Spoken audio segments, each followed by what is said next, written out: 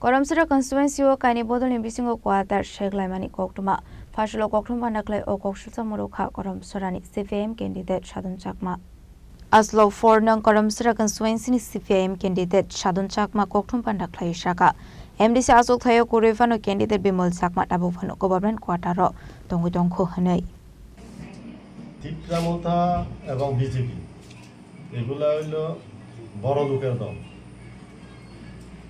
আমরা দেখছি সাধারণত রাজ্যের তাদের মধ্যে অ্যালায়েন্সে সরকার চলছে, এমনকি এডিসিতেও দেখা যায় তাদের মধ্যে বিগত দিনে একটা সমঝোতার মধ্যে থাকিয়া তারা এডিসি প্রশাসনের মধ্যেও তারা কাজ করছে আমরা দেখছি।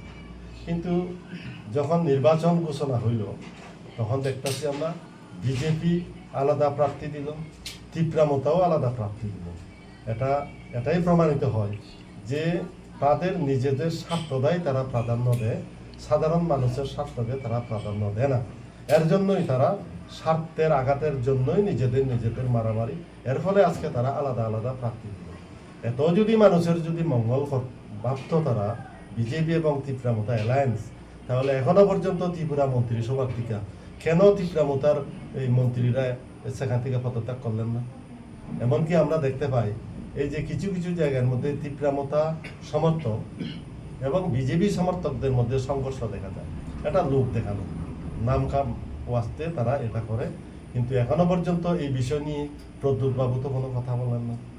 সুতরাং এটাই পরিষ্কার, তাদের স্বার্থের মধ্যে যখন আঘাত করতে তখন তারা নিজেদের মধ্যে মারামারি করে। এটাই আমরা রাজ্যবাসীকে আহ্বান করব, আপনারা লক্ষ্য করুন, দেখুন এবং তাদের চেহারাটা উপলব্ধি করুন, এটাই আমাদের ব্যাপার।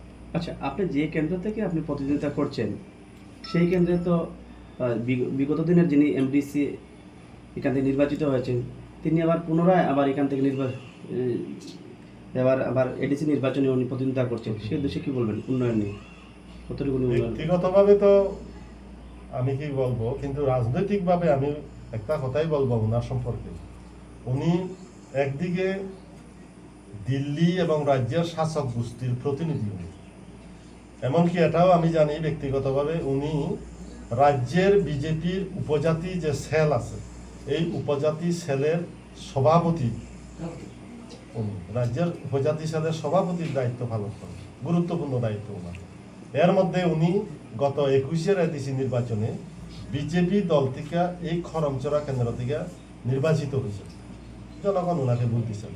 কিন্তু দুর্ভাগ্যের বলবো আমি, আজকে এই যে 5টা বছর উনি কাটালেন ওনার নির্বাচনী এলাকা বা এই যে বর্তমান খরমচড়া 4 নং কেন্দ্রের এলাকা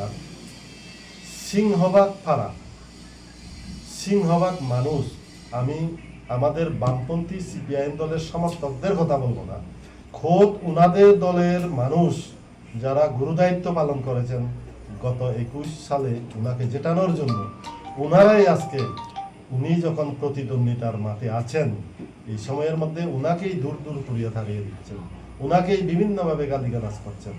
আমাদের ছাকমা মাতৃভাষায় বা বিভিন্ন নিজ মাতৃভাষায় উনাকে দূর করিয়া থারাইয়া দিতেছেন, যে 5 বছর আগে আপনাকে চেহারা দেখছি, আজকে তারপরে আইছেন নির্বাচনের আবার প্রতিদ্বন্দ্বিতা করবেন, তাহলে আপনাকে কিভাবে মানুষকে আপনাকে দিব? এই নিয়ে উনাকে আজকে মানুষ যেহেতু দূর করে দাঁড়িয়ে দিচ্ছেন, এই অবস্থার মধ্যে আমরাও দেখছি উনি একজন এমডিসি হিসাবে ন্যূনতম দায়িত্বটুকুও পালন করছেন। এমনকি উনি এখনো পর্যন্ত এই যে এক সময়ের উত্তর জোনাল ছিল, এডিসির উত্তর জোনাল কার্যালয় ছিল, বর্তমানে মাছমারা সাব জোনাল কার্যালয়, এখানে এটা বাংলো আছে। এই বাংলোটা উনি এমডিসি থাকাকালীন সময় থেকে এটা ভোগ করতেছেন, দখল করিয়া রয়েছেন সপরিবারে, শুধু ব্যক্তিগতভাবে নয়, সপরিবারে আজকে সকাল অবধি উনি এখানে আছেন। কিন্তু এখন তো যেহেতু নির্বাচন আচরণ বিধি বলবৎ কৈলাসর নিশিমতম দেবনি koktum sini khorang